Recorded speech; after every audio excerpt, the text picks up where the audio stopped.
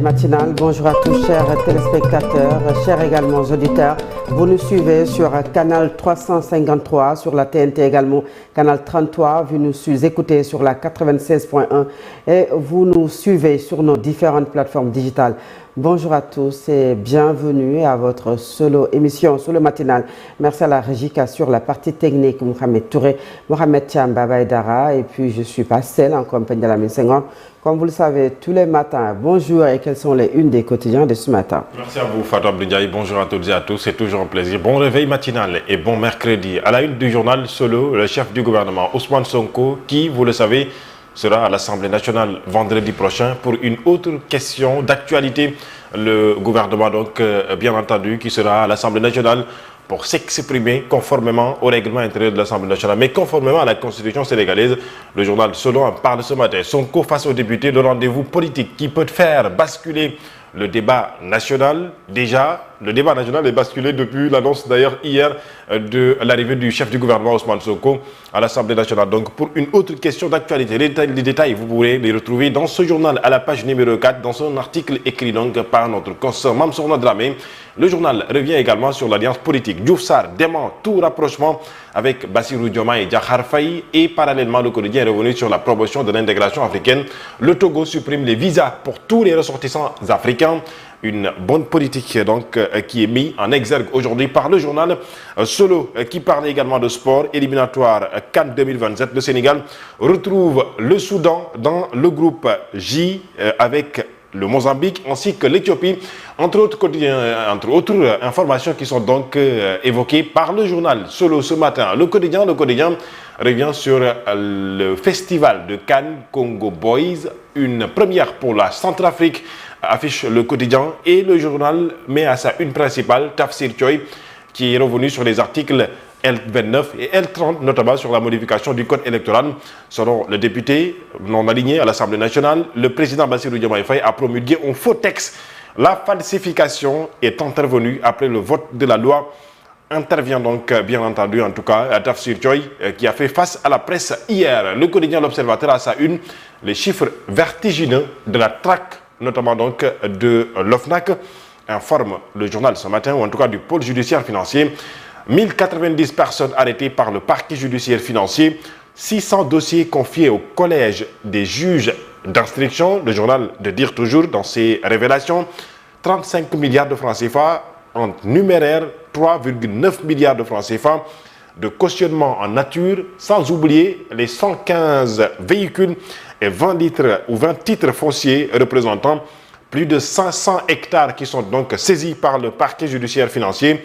55 rapports de la CENTIF ont atterri au tribunal du parquet judiciaire financier, 9 de l'OFNAC, 9 de l'IGE, l'inspection générale d'État. Les révélations sur l'intensification d'une offensive judiciaire loin de s'essouffler, informe le journal L'Observateur ce matin, revenant surtout sur la visite du ministre des Infrastructures en compagnie de son homologue ministre des Sports sur les chantiers devront abriter en quelque sorte les événements, ou en tout cas des activités sportives lors des JOJ Dakar 2026. Dakar est prêt ou prête bien sûr à accueillir les JOJ 2026, informe le journal L'Observateur ce matin, à 5 mois de l'événement planétaire et bien entendu que le Sénégal doit organiser. Le quotidien national Le Soleil, loin de ces sujets, parle bien sûr des conditions carcérales au Sénégal. Prison sénégalaise, un système carcéral à bout de souffle, affiche le quotidien national Le Soleil. Professeur Satousso Sidibé, présidente de la Commission nationale des droits de l'homme, s'est exprimée à ce sujet. Selon elle, la prison détruit plus qu'elle ne construit. Docteur Abdourahmane Saho, sociologue certifié en psychologie, est revenu également à ce sujet. Selon lui, je cite, « Tout détenu a droit à une seconde chance. » Malheureusement, au Sénégal, c'est tout à fait le contraire, selon donc son argumentaire. Le journal Le Quotidien National est revenu également sur les éliminatoires de la CAN 2027. Nous y reviendrons certainement, mais sachez que, selon mes confrères, eh bien, les Lions sont dans un groupe jouable. À la une du journal, l'évidence, le stade Iba Mar Diop et la piscine olympique. L'État rassure à 5 mois des JOJ. Déthié Fall salue l'implication décisive de Bassirou Diomaye Faye. Hadi Diouf Gueye félicite son collègue Déthié Fall des infrastructures pour l'accélération des travaux. Là, le journal Libération revient sur l'affaire des homosexualités au Sénégal, en tout cas de la chute du duo Mam Abdou Lecor dit Baïtama, rappelez-vous, à Linguère, Amadou Gueye alias Tigui à l'arrestation de Ndiaga Seck. Le dossier de Linguère prend un nouveau tournant, informe le journal ce matin. 23 mandats de dépôt ont été délivrés à ce stade après 23 passages aux aveux des mises en cause sur fond de déballage, c'est-à-dire toutes les 23 personnes qui sont arrêtées pour, entre guillemets, dirait-on, en tout cas, présumée homosexualité. Est-ce que d'ailleurs, pourtant utiliser toujours le mot présumé, puisque toutes les personnes ont donc avoué leur liaison avec l'homosexualité, un réseau structuré, actif à l'échelle nationale et qui se crée des liens à travers des réseaux sociaux dans la ligne de mire, nous informe le journal Libération. Eh bien, le journal L'Info revient ce matin donc sur l'apiculture au Sénégal. La ruée vers leur zone, le business des abeilles et du miel explose au Sénégal, titre le journal. Le quotidien Walf Quotidien parle du dialogue politique qui sera lancé dès demain jeudi par le président de la République avec son nouveau format et parallèlement la question ou les questions d'actualité à l'Assemblée nationale du Premier ministre Ousmane Sonko annoncé depuis hier. Sonko Diomaye, duel à distance, qualifie le journal Walf Quotidien ce matin. Eh bien, sachez que le journal Le Point est revenu sur le Sénégal Space Week 2026. Maram Kaïra qui porte l'ambition du Sénégal souverain dans le spatial, affiche le quotidien Le Point ce matin. À la une du journal La Réumi, la promulgation de la loi modifiant le code électoral en ses articles L29 et L30. Sachez que le député Tafsir Choy est sorti donc hier, selon Tafsir Choy. Cette demande, en tout cas, il demande d'ailleurs au procureur de la République d'enquêter pour faux et usage de faux. Le président Bassirou Diomaye Faye doit abroger le texte. C'est une loi incongrue, fausse, falsifiée et contradictoire, a dit le député Tafsir Choy. À la une du journal La Tribune, baptisé Djubanticom, le plan de redressement de Sonko est à redresser, s'exclament mes confrères du journal La Tribune. Malgré la multiplication des taxes et prélèvements, le rythme des recettes reste très éloigné des objectifs annoncés, a informé mes confrères du journal La Tribune. À la une du journal Vox Populi, cette question d'actualité du Premier ministre Ousmane Sonko, prévue donc vendredi, donc après-demain, bien sûr, à l'Assemblée nationale. Eh bien, selon mes confrères, c'est dans un contexte ou dans un climat socio-économique, politique assez lourd. Les JOJ Dakar 2026 sont aussi évoqués par le journal Vox Populi ce matin. Le Sénégal, fin prêt à accueillir la première compétition olympique en Afrique. La réception technique du stade Iba Mar Diop ainsi que de la piscine olympique a été donc faite hier par les ministres des infrastructures et des sports, Hadi Gueye.